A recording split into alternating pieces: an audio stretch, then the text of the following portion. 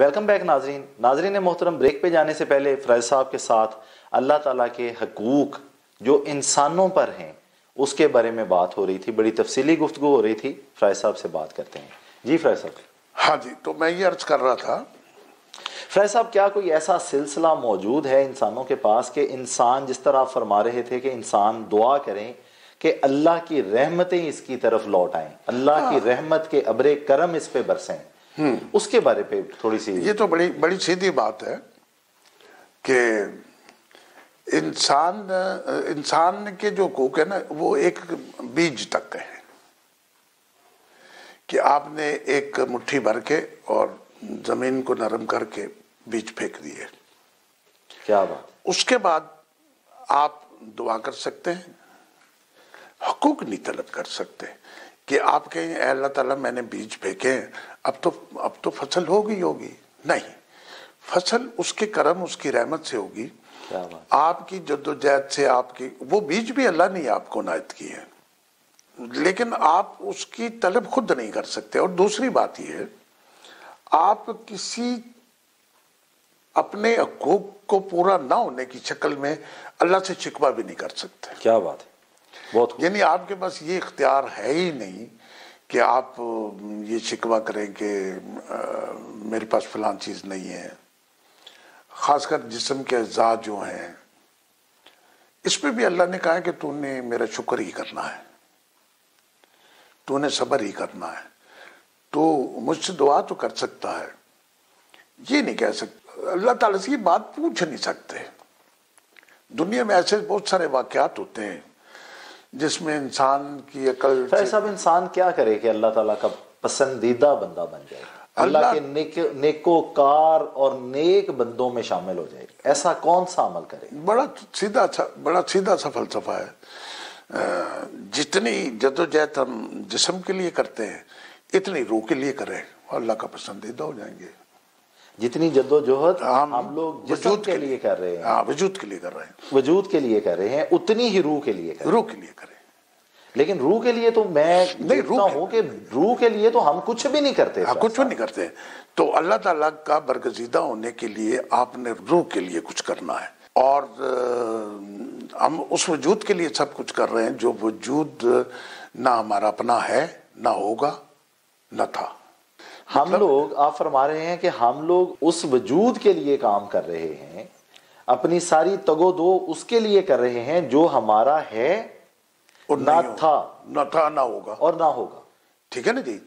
تو روح ہی چلی جائے گی۔ یہ وجود دیکھا نا، وجود کا ایک حدیث میں نے پڑھی کہ روز محشر انسان کی یہ جو سکن ہے نا، یہ انسان کے خلاف گواہی دے گی، یہ تقسیم ہو جائے گا انسان کا وجود اندر کا، انسان کی روح، مطلب سکن آپ کے اگینسٹ ہو جائے گی۔ اللہ تعالیٰ آپ کے جسم کا ہر حصہ، ہر عضو جو ہے وہ آپ کے خلاف گواہیاں دے گا۔ تو پھر آپ کا یہ وجود کیسے ہوا؟ مطلب یہ حدیث میں یہ بیان کیا گیا اس میں کہ آپ کی جو سکن ہے، آپ کی جو چمڑی ہے، یہ آپ کے جتنے گناہ ہیں اس کی گواہی دیں گے۔ یہ چمڑی تو میری ہے نا جی، یہ میرے خلاف گواہی دے گی۔ ٹھیک ہے جی؟ یہ ہاتھ تو میرے ہیں نا، یہ میرے خلاف گواہی دیں گے۔ یہ آنکھیں تو میری ہیں نا، یہ میرے خلاف گواہی دیں گی۔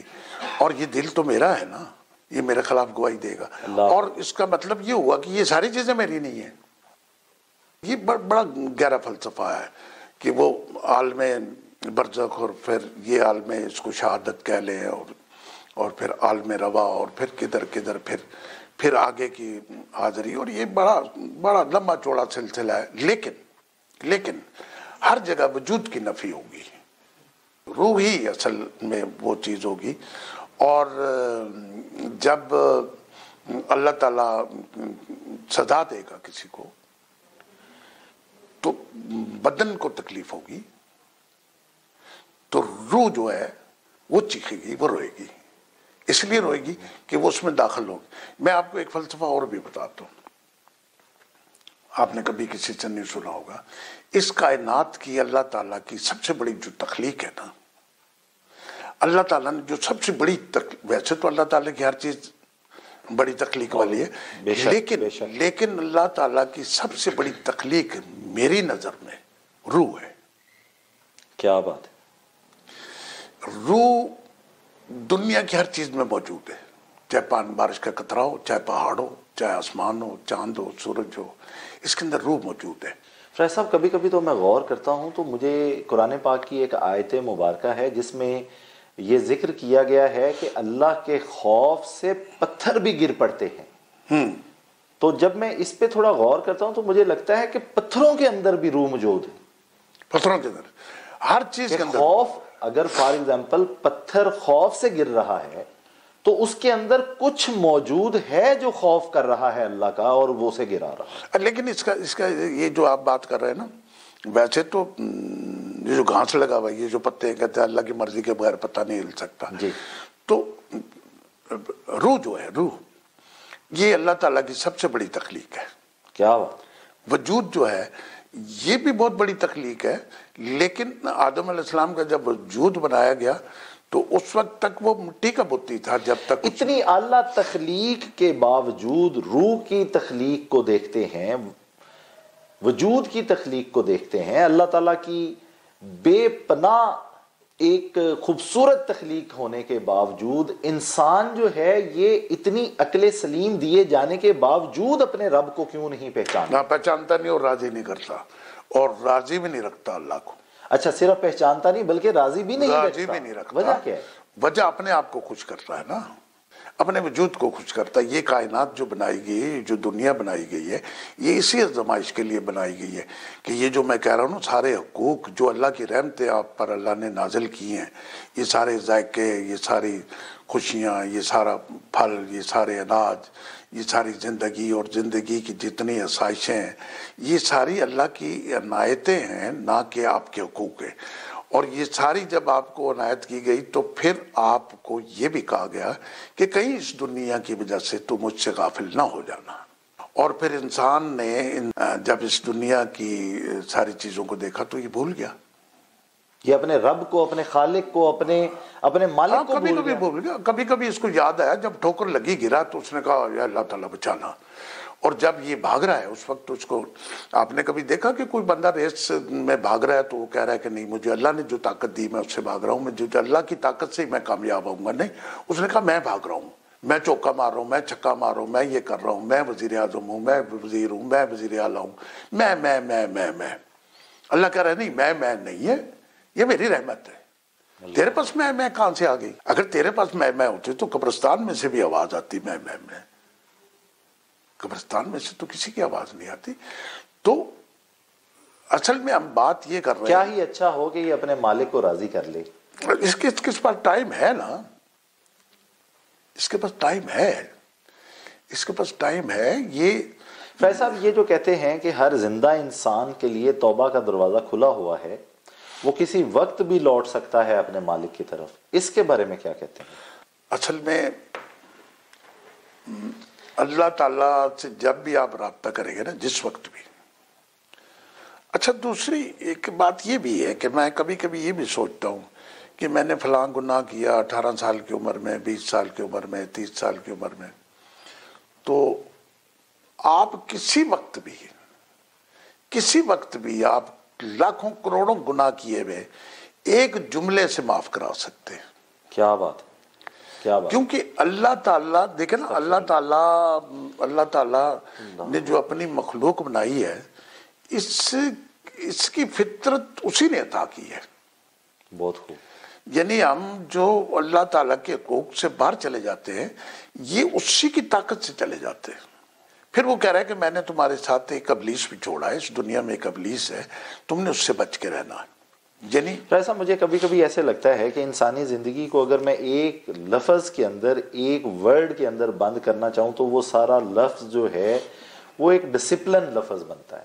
یہ ایڈوائز ڈسپلن کا نام زندگی ہے. اصل میں شاہ صاحب انسانیت لفظ ڈسپلن ہی ہے کہ آپ نے ایک ڈسپلن کے اندر نہیں، انسانیت کے میں نے ڈسپلن ہے، پابندی ہے، پابندی کرنی ہے. ہاں جی، ڈسپلن آپ اس کو. کیا زندگی جو ہے یہ کچھ پابندیوں کا نام ہے؟ ہاں جی، بالکل پابندیوں کا نام ہے. اگر آپ کا دل تھوڑا تیز دھڑکتا ہے، خون کی رفتار تیز ہوتی ہے تو کہتے بی پی ہائی ہو گیا. جی. یہ پابندی کا نام ہے. اگر آپ کا خون ذرا سلو چلنے لگا تو کہنے بی پی لو ہو گیا ہے. تو آپ کے جسم کے اندر جتنی حرارت ہے اور جتنا سارا سسٹم ہے اس کی ایک پابندی ہے, وہ ایک بیلنس ہے. اصل میں کائنات انسانیت اور ایک بیلنس کا نام ہے. کیا بات, ٹھیک ہے نا جی. اصل میں یہ باتیں تو خیر بڑی لمبی چوڑی ہے, لیکن میں یہ بات کر رہا ہوں جو ہم ناظرین تک ہم بات پہنچانا چاہتے ہیں کہ آپ اس بات میں کبھی گمان نہ کریں کہ خوبصورت لوگ یہ سمجھتے ہیں کہ یہ شاید ہمارے حقوق تھے کہ ہم خوبصورت تھے. بدصورت آدمی یہ سمجھتا ہے, کبھی دل میں ملال کرتا ہے, پتہ نہیں یار میں بدصورت کیوں ہوں. اور خوبصورت اور بدصورت یہ اللہ ہی جانتا ہے کون خوبصورت اور بدصورت. ہماری آنکھ جو خوبصورت اور بدصورت کو دیکھتی ہے وہ خوبصورتی اور بدصورتی نہیں ہے. ہمارا تخیل اور ہے, رب کا تخیل اور ہے. کیا بات ہے, انسان کا تخیل اور ہے اور رب کا تخیل اور ہے. مطلب ہم کسی چیز کو خوبصورت سمجھتے ہیں, ہم خوبصورت سمجھ رہے ہیں. کیا بات ہے, وہ ہمارا تخیل ہے. ٹھیک ہے, اللہ جس چیز کو خوبصورت سمجھ رہا ہے وہ اس کا اور تخیل ہے. یعنی اللہ تعالیٰ کے جتنے اولیاء اور برگزیدہ لوگ ہوئے ہیں وہ خوبصورتی کی بنا پر نہیں ہوئے.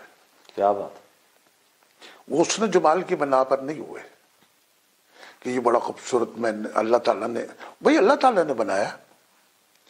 تو پھر بات وہ باڈی کی اور انر کی اور روح کی آ گئی کہ جس نے اپنی روح کے لیے کام کیا ہے, اور روح چونکہ یہ ہماری نہیں ہے, وہ کہتے ہیں اللہ نے اپنی روح پھونک دی. فیض صاحب ہمارے پروگرام کا آج کا پیغام کیا ہوگا آپ کے خیال میں؟ پیغام یہی ہوگا کہ آپ دنیا کی ہر چیز حاصل کر سکتے ہو جو آپ کا حق نہیں ہے. سب کچھ حاصل کیا جا سکتا ہے جس کا آپ کا حق نہیں ہے, جس کا حق نہیں ہے. کیا بات, چونکہ پہلے بھی جو کچھ آپ کو اللہ نے عنایت کیا ہے وہ بھی حق نہیں تھا. کیا بات, نہ یہ بال ہمارے حق تھے, نہ یہ خوبصورتی ہمارا حق تھا, نہ ہمارا جسم یہ حق تھا. اس کے سٹرکچر کو دیکھیں نا انسان کے. کیا بات, کیا ہمارا یہ حق تھا؟ بہت نہیں, ہم تو کسی حق کو طلب ہی نہیں کر سکتے. دنیا کی ہر موجود چیز حاصل کی جا سکتی ہے جو آپ کا حق نہیں ہے. ہاں, کیا اچھا وہ کیسے حاصل کی جا سکتی ہے کہ اللہ تعالیٰ اپنا دروازہ کبھی بند نہیں کرتا. کیا بات, اب ہم ایک چیز حاصل کرنے, یہ ہمارا تخیل. دیکھ لیجیے, میں ایک بات آپ کو بتاتا ہوں کہ اللہ تعالیٰ سنتا کیسے ہے. میں نے پہلے بھی ایک پروگرام میں ذکر کیا کہ اسلام کے اندر جو شاید اور دوسرے مذہبوں میں بھی ہو, لوگ کہتے ہیں میں نے دعا کی تھی تو میری دعا قبول نہیں ہو. اور وہ اللہ تعالیٰ جو کچھ آپ کو نہیں عنایت کرتا اس کا بھی ایک فلسفہ ہے, اس پہ الگ بڑا ٹائم لگتا ہے. جو آپ کو اللہ نہیں دیتا وہ آپ کو اللہ دینا نہیں چاہتا, اس میں آپ کا نقصان ہے. ٹھیک ہے نا جی. جو آپ کو اللہ دینا چاہتا ہے وہ آپ کو لینا چاہیے, اور آپ اپنے حقوق کی ڈیمانڈ نہیں کر سکتے. آپ ڈیمانڈ کیسے کر سکتے ہیں کہ آپ چاہتے ہیں کہ اللہ تعالیٰ, جتنے لوگ دنیا میں اولیاء ہوئے ہیں وہ پیدائشی اولیاء تھوڑی تھے. واہ واہ واہ, وہ انہوں نے بیٹھ کے اللہ کے اپنی روح کے لیے اور اللہ کے حقوق کے لیے اپنے نفس کی غلامی سے آزاد ہوئے. جو بھی شخص اپنے نفس کی غلامی سے آزاد ہوا وہ اللہ کا برگزیدہ بندہ بن گیا. سر وہ داتا جویری صاحب کا ایک شاگرد تھا, تو وہ گزرتا تھا, وہ یہی ادھر وہ عبادت کر رہے ہوتے تھے, تو وہ کہتا تھا کہ وہ کھڑے ہو کے عبادت کرتے تھے. وہ کہتا تھا میری خواہش ہے کہ میں آپ کو کھانا کھلاؤں. ایک دن وہ کھانا لے کے آ گیا. داتا صاحب وہ عبادت کر رہے تھے, کھانا انہوں نے اشارے سے کہا ادھر رکھ دو, رکھ کے چلا گیا. دوسرے دن اس کو یاد ہی نہ رہا. تیسرے دن وہ آیا تو اس نے جب کپڑا اٹھا کے دیکھا تو وہ دال ساگ روٹی سب سوکھی خراب ہو گئی تھی. اس نے ان سے کہا کہ آپ نے کھانا کھایا ہی نہیں. بہت کہتا تم اتنی جلدی آ گئے ہو برتن لینے. اب بیچ میں 2 راتیں گزر گئی. تو جب اللہ سے اپنے حقوق کی طلب کے لیے اس طرح نکلو گے جیسے اولیاء نکلے, جیسے ویس کرنی نکلے, جیسے خواجہ بصری نکلے, جیسے اور لوگ نکلے, جتنے اولیاء نکلے, انہوں نے اللہ تعالیٰ کا دروازے پر دستک دینی ہے نا.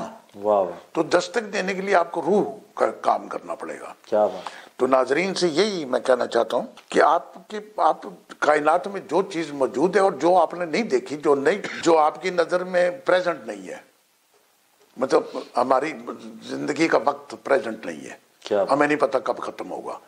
तो आप अगर इसमें वुसअत चाहते हैं तो उसका दरवाजा खटकाएं। वाह वाह, क्या बात है। तो वो कहता तूने मेरी ताकत जो हकूक की है उसका दरवाजा खटकाया तो अल्ले। वाह वाह वाह, क्या बात है। फैज साहब आपके शुक्रगुजार हैं, आप अपने कीमती वक्त से हमारे लिए वक्त निकालते हैं, हमारी तरबियत फरमाते हैं, हमारे नाजरीन की तरबियत फरमाते हैं।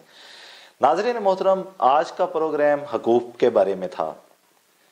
क्यों ना कुछ ऐसा किया जाए कि जिससे हमारा मालिक और हमारा खालिक हमसे खुश हो जाए और हम लोगों को अपने पसंदीदा लोगों में शामिल कर ले।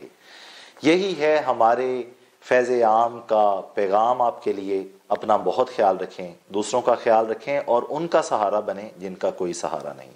अपने मेज़बान को इजाज़त दीजिए। अल्लाह निगहबान।